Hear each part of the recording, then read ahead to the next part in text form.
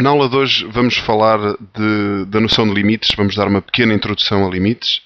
Ainda não vamos entrar muito na parte das interminações e dos limites notáveis, portanto serve apenas, a aula de hoje serve para ficarmos com uma noção quer gráfica, quer analítica de como calcular limites de funções, e também vamos falar um pouco sobre limites laterais e de algumas situações especiais, já começando a envolver um pouco os infinitos e zeros. Portanto, o que é o limite de uma função? Por exemplo, imaginem que temos uma função que tem, mais ou menos graficamente, este aspecto, uma coisa deste género, não interessa. E que este é o ponto 2 e que aqui no ponto 2 a função vale 1 meio, por exemplo. Se a pergunta for, calcula o limite quando x tende para 2 desta função f de x, o resultado deste limite é único e simplesmente, eu até costumo utilizar uma espécie de uma barra vertical aqui no ponto 2, e o que está a acontecer é que nós estamos a aproximar em x, portanto aproximamos-nos quando x se aproxima de 2, quer à direita, quer à esquerda, e vamos ver o valor da função. Portanto, neste caso específico, o valor do limite quando x tende para 2 desta função f de x é nada mais e nada menos do que 1 meio. Portanto, eu normalmente utilizo muito estas barras verticais no ponto onde o limite está a tender. Porquê? Porque vai haver situações em que os limites, em que vão envolver limites laterais, em que de um lado vamos ter um determinado valor para o limite e do outro lado vamos ter outro valor. Portanto, os limites laterais são diferentes. A gente já vai ver um exemplo sobre isso. Antes de mais, gostava também de salientar que quando nós estamos a calcular o limite da função num determinado ponto, nós não chegamos a atingir mesmo esse ponto, porque pode acontecer, e deixem-me cá ver uma situação deste género, pode acontecer, eu vou meter aqui o gráfico de uma função já com mais situações, para podermos calcular mais limites, para termos esta coisa dos limites laterais. Imaginem que eu tenho uma função, vou meter aqui alguns pontos, ponto 1, ponto 2, ponto menos 1, ponto menos 2, para inventar uma função. Aqui 1, 2... aqui menos 1, menos 2. E agora vamos desenhar a vermelho o gráfico de uma função. Por exemplo, uma coisa assim.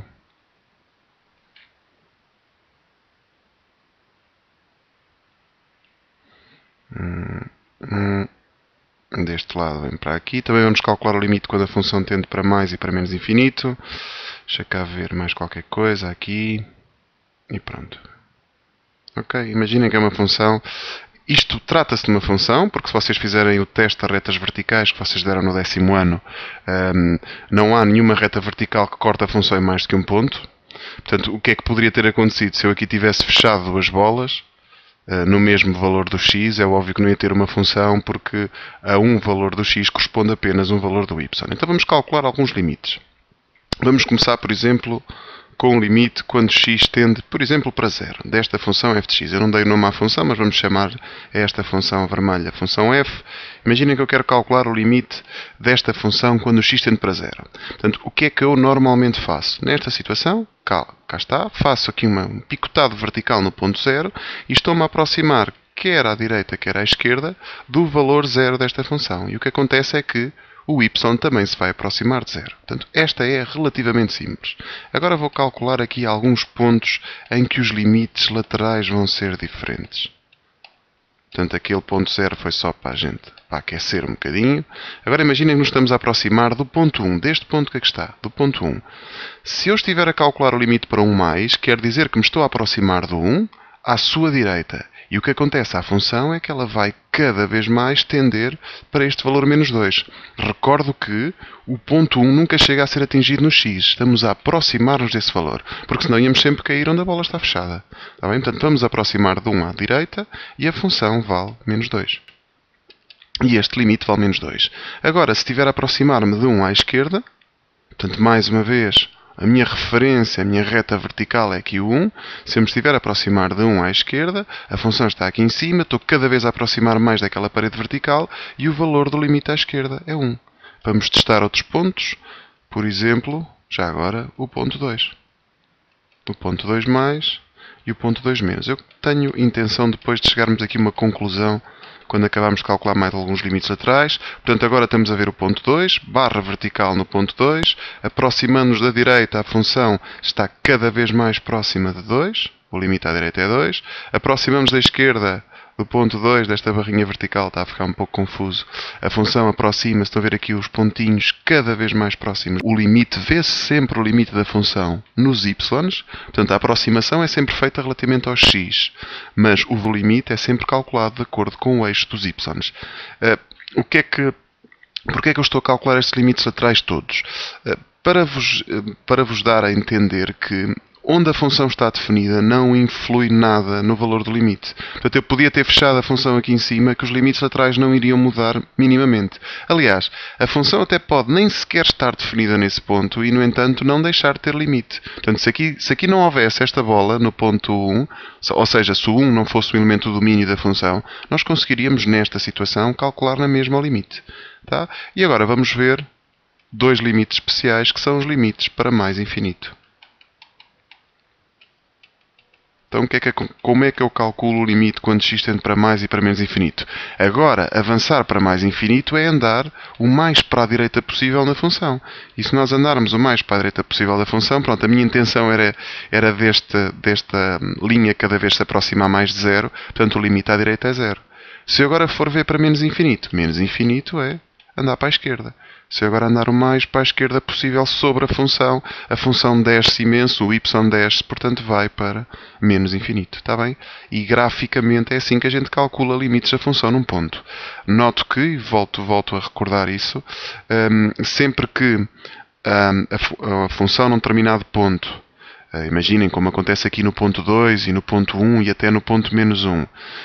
Se à esquerda a função tiver um comportamento e à direita tiver outro, convém calcular os limites laterais. Portanto, por exemplo, nesta situação, o limite da função quando x tende para 2 não existe. Porquê? Porque os limites laterais são diferentes. Sempre que isto acontecer, sempre que os limites laterais de uma função forem distintos, a função não tem limite nesse ponto. Portanto, para existir limite de uma função, por exemplo, teria que acontecer, numa função que tenha limites laterais, teria que acontecer uma coisa deste género. Até pode ter um comportamento diferente. Mas tinha que tender, e até vou fechar a bolita aqui, imaginem que isto é 2. Aqui o limite à direita, vou só meter aqui um picotado a vermelho, o limite à direita no ponto menos 2 é 2 e o limite à esquerda no ponto menos 2 também é 2. Portanto, uma vez que nesta função específica que eu meti aqui, o limite à direita no ponto menos 2 desta função é 2 e o limite quando x tende para menos 2 à esquerda desta função também é 2. O que é que isto quer dizer? Que o limite quando x tende para menos 2 existe e é igual a este valor 2, está bem? Portanto, os limites existem num determinado ponto quando os limites laterais são iguais. Só darmos aqui uma vista de olhos ao resumo. Portanto, relativamente à função, o limite de uma função quando x tende para um certo valor x0 é b, quando, à medida que o valor das abscissas se aproxima de x0, o valor da função também se aproxima de b. E escreve-se desta forma. Pronto. Aquilo que eu mencionei há pouco, o limite não depende do valor da função no ponto. Não é? Portanto, como nós vimos onde a bolita estava fechada, até pode a função nem sequer estar definida nesse ponto e não deixar de ter limite. E agora tenho aqui a noção do limite lateral à direita e do limite lateral à esquerda da função num ponto. E cá está aquela conclusão que nós tínhamos chegado há pouco, que se os limites laterais existirem, então o limite nessa função apenas existe se esses limites laterais forem iguais. E vamos terminar com algumas operações e com algumas considerações a ver com o cálculo de limites. Por exemplo, agora se eu tiver a expressão analítica de uma função num determinado ponto, imaginem que eu tenho a função f de x igual a 3x ao quadrado menos 3. Como é que eu calculo o limite quando x tende para 2 desta função f de x? Nada mais simples. Como é uma função, neste caso, nestas situações é uma função polinomial, eu posso perfeitamente substituir o x por 2 e obtenho o valor da função, o valor do limite da função. 3 vezes 4 menos 3, 3 vezes 4 é 12, 12 menos 3 dá 9. Portanto, para, por exemplo, funções polinomiais, o limite é só substituir. Aliás, o limite de uma constante é a própria constante. E já agora, o limite da função identidade, da função x, é o valor. É só substituir o x por x0. E depois, há toda uma quantidade de operações que a gente pode fazer com limites de funções. Por exemplo, se eu quiser agora se eu tiver o limite de uma função num determinado ponto, e este limite for 4, E se tiver o limite da função no mesmo ponto, mas para outra função, e este limite for 5, se eu quiser calcular o limite da função soma, f mais g, é só fazer o limite de um mais o limite do outro. E isto vai permitir que, por exemplo, para o cálculo de limites de funções polinomiais, seja só preciso substituir, como eu fiz há pouco, substituir esse valor na função. Está bem? Portanto, nesta fase inicial, o que nós vamos fazer, em termos de cálculo analítico de limites, vai ser essencialmente isso. Substituir o valor que aparece no limite e ver o que é que acontece. Depois há algumas situações especiais, por exemplo, como é que eu calculo o limite quando x tende para mais infinito daquela função de há pouco? Eu posso escrever isto, mais infinito ao quadrado. O mais infinito é um número infinitamente grande positivo, se estiver ao quadrado continua a ser infinitamente grande positivo. Se eu multiplicar 3 por um número muito grande, continua a ser muito grande positivo. Se eu lhe subtrair o 3, continua a ser mais infinito. Está bem? E isto daria também para menos infinito. Se eu agora aqui fizesse este cálculo com menos infinito, aqui ficaria menos infinito ao quadrado, mas o menos infinito ao quadrado dá mais infinito e o resto ficaria tudo igual.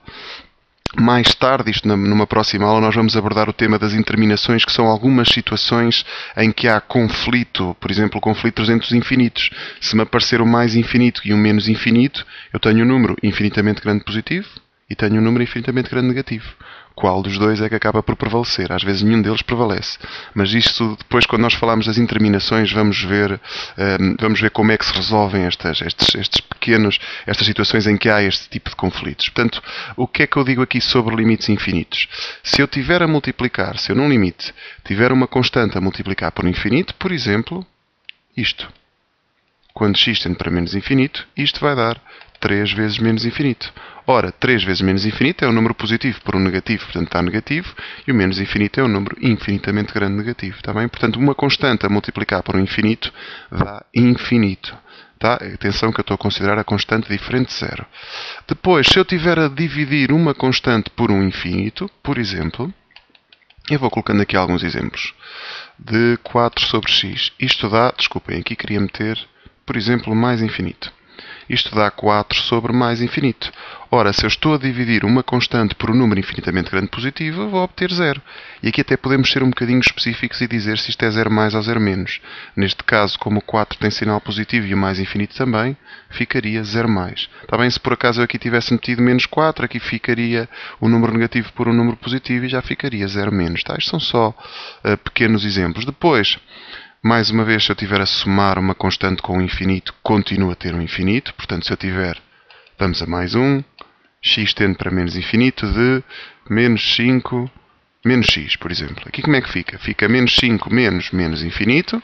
Ora, menos menos infinito dá mais infinito. E se eu ao mais infinito, que é um número infinitamente grande, lhe tirar 5, eu continuo a ter um número infinitamente grande positivo. Tá? Agora, somas de mais infinitos, se eu tiver um mais infinito com outro mais infinito, não há aqui qualquer conflito, continuo a ter um número infinitamente grande positivo. O mesmo acontece se eu tiver a somar menos infinitos. Portanto, um menos infinito com um menos infinito também dá menos infinito. E, finalmente, o infinito levantado a uma potência dá infinito. Claro que depois aqui a potência é preciso ter algum cuidado, não é? Se for, por exemplo, vamos cá ver uma situação, assim, de x ao cubo. Aqui fica menos infinito ao cubo.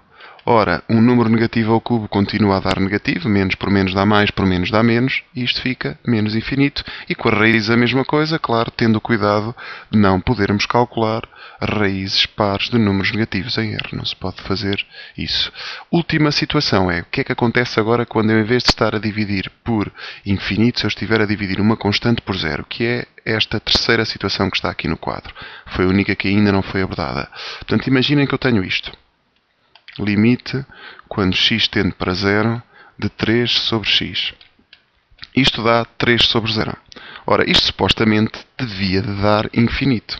Portanto, se estivermos a dividir um número por 0, isto está infinito. Mas nesta situação, convém saber qual é o sinal deste 0. Se este 0 é mais ou se este 0 é menos. Se nós formos ver o gráfico desta função, já agora eu posso deixar aqui mais ou menos o esboço do gráfico desta função, acontece uma coisa deste género. O que é que isto quer dizer? Quer dizer que se eu estiver a estudar o ponto zero, o comportamento da função no ponto zero é diferente se eu estiver a considerar a função à direita do que se eu estiver a considerá-la à esquerda. Analiticamente, o que é que eu vou ter que fazer? Nestas situações em que o resultado dá uma constante a dividir por zero, convém ver os limites laterais. Portanto, eu vou ter que calcular para aquela função que eu fiz há pouco. Portanto, a função era 3 sobre x, e eu estava a calcular o limite quando x tende para zero. Eu vou ter que calcular o limite para 0 mais e para 0 menos. E já vão ver quanto é que isto está. Depois assim, distinguindo já o valor do 0 mais e o 0 menos, já conseguimos saber se isto vai dar mais ou menos infinito. Neste caso, o número positivo por outro positivo também dá positivo, e vai dar mais infinito porque estamos a dividir uma constante por zero. E aqui dá o inverso, dá menos infinito, praticamente pelos mesmos motivos. Portanto, já aqui uma dica importante. Sempre que vos aparecer, quando vocês estão a calcular um limite, sempre que vos aparecer uma constante qualquer a dividir por zero, o mais certo é vocês terem necessidade de calcular os limites laterais. Eu já vou mostrar aqui um exemplo que tenho no resumo. Portanto, imaginem a seguinte situação, que se pretende calcular o limite... aqui já estão os limites laterais indicados. Se nós pretendemos calcular o limite quando x tende para 2 mais desta função que aqui está, portanto, se vocês substituírem em cima, isto vai dar menos 1, não é? Em baixo, convém saber se é 0 mais ou 0 menos, porque 2 menos 2 dá 0. Quando nós substituímos, aqui ficamos com 3 vezes 2 mais menos 7. Em cima não vai interessar muito se a constante é... estamos a aproximar da constante por valores superiores ou valores inferiores, que isto aqui em cima vai dar simplesmente menos 1. Cá em baixo é que temos que ter em conta qual é que vai ser o sinal desta subtração aqui. Portanto, há duas maneiras de saber, de verificar se isto é 2 mais ou se isto é 0 mais ou se isto é 0 menos. Uma primeira, que foi por acaso uma abordagem com a qual eu me identifico e gosto bastante, porque simplifica bastante as coisas. Para nós sabermos se isto vai dar um número positivo ou não, eu considero o número logo a seguir ao 2. Portanto, como é 2 mais, o número superior a 2. Por exemplo, o 3. E então, 3 menos 2 dá 1. E 1 ao quadrado dá 1. Ou seja, o resultado dá um número positivo. Então é porque aqui vai ser 0 mais. Convém que seja logo o número mais próximo. Se começarem a afastar muito, correm o risco da coisa não dar certa. A outra maneira, que também é esta até um bocadinho mais fiável do que esta outra forma que eu estou a utilizar, é considerarmos o que é que vai ser o 2 mais. É um número ligeiramente superior a 2. Então eu posso substituir na calculadora, por exemplo, por 2,0001. Se eu quisesse calcular para o 2 menos, considerava 1,99999. Qual é o risco desta abordagem? É que quando os números são negativos, nós não nos podemos esquecer que o menos 2 mais não é menos 2,0001, é menos 1,9999, porque este número está mais próximo de zero do que o menos 2,00001. Portanto, os números negativos, isto é que é preciso ter algum cuidado. E depois de termos feitas estas considerações, podemos, por exemplo, ir à calculadora e calcular esta expressão que aqui está. Neste caso era o 2 mais, substituíamos, eu vou já buscar a calculadora, fazíamos 2. Vou já fazer a conta toda na calculadora. 2,000001 menos 2 ao quadrado. E já vejo que em baixo dá, isto é, a mesma coisa que estar 0,00000, uma data de zeros, 12, que é um número positivo, no fundo é como se fosse 0 mais. Portanto, em cima dá menos 1 e em baixo dá 0 mais, menos 1 sobre 0 mais dá infinito e negativo, por causa da regra de sinais.